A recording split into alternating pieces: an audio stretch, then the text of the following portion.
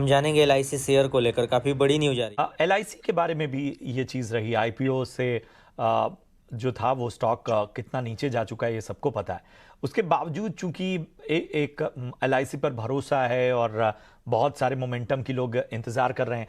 अब हम देख रहे हैं कि एक मोमेंटम आया है, लेकिन जो लोग निवेशित हैं फिर अब उनके लिए क्या है? क्या मौके हैं आगे? कुछ आपको टारगेट्स दिख रहे हैं अच्छे?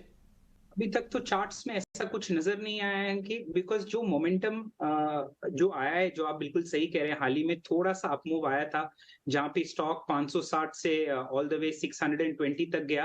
बट फिर से देखिए तब से साइडवेज हो गया है और फिर से बैंड के नीचे आ गया है, तो मोमेंटम फिर से ड्रॉप हो गया है। और ये जो अपमूव आया वो अच्छा वॉल्यूम्स में आया था, तो कह सकते थे कि ये ब्रेकआउट है, बट फिर से फिजल आउट हो गया। और आप नोट करेंगे ये एलआईसी में एक ट्रेंड जैसा हो गया है, थोड़ा सा मोमेंटम आता है ऊपर की तरफ, अच्छा वॉल्यूम्स के साथ आता है और फिर साइडवेज चला जाता है और फिर हफ्तों तक साइडवेज रहता है।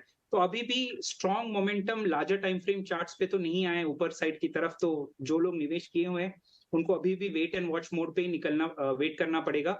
690 जो ऑलमोस्ट 13-14% दूर है, उसके बाद ही थोड़ा मोमेंटम हम एक्सपेक्ट कर सकते हैं, बट तब तक तो चार्ट्स पे ऐसा कुछ नहीं लग रहा है कि मोमेंटम हाल ही में शुरू हो सकता है। विवेक, इसी से जुड़ा मेरा एक और सवाल है कि क्या वाकई वेट करने की ज़रूरत है?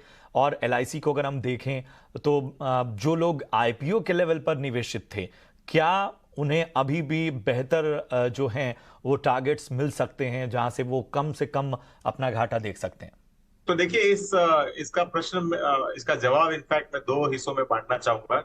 एलआईसी को एक इंश्योरेंस कंपनी के रूप में देखना है और एक होल्डिंग कंपनी, क्योंकि एक इनडायरेक्टली आप समझ लो एक बहुत बड़ा म्यूचुअल फंड है जिसका इन्वेस्टमेंट्स बाजार में बहुत बड़े तरीके से है। तो स्टॉक आईपीओ के बाद में करेक्शन हुआ, और करेक्शन इसके लिए हुआ क्योंकि जो मेन कोर बिजनेस है उसमें अभी भी डी ग्रोथ है, और जो एलआईसी का मार्केट शेयर है वो जा रहा है प्राइवेट प्लेयर्स के पास। एलआईसी अभी भी हाई प्रॉफिट मार्जिन जहां पे रहता है जैसे यूलिप्स वगैरह में, उसका फोकस नहीं है। और जब तक कंपनी एकदम रिवाइव कर ले और इन प्रोडक्ट्स में अगर उतरती नहीं है तो ये दिक्कत की बात है आगे चल के भी। तो कोर बिजनेस को आप अगर देखोगे तो रिकवरी बहुत बड़ी आएगी, मुझे नहीं लगता है आएगी। दूसरी चीज जो है ये होल्डिंग कंपनी। अब होल्डिंग कंपनी का इतना बड़ा निवेश है बाजार में, और अगर ओवरऑल बाजार ऊपर जाता भी है, मतलब अगर जाए, तो एलआईसी का जो इन्वेस्टमेंट्स वैल्यू है वो ऑटोमेटिकली बढ़ता है। तो ऐसे होल्डिंग कंपनी एलआईसी का शेयर प्राइस हो सकता है कि प्रोपोर्शनेटली ऊपर जाए बाजार के साथ। लेकिन हम लोग होल्डिंग कंपनी में इन्वेस्ट नहीं करते हैं लॉन्गर टर्म के लिए, हम लोग को चाहिए एक कोर बिजनेस।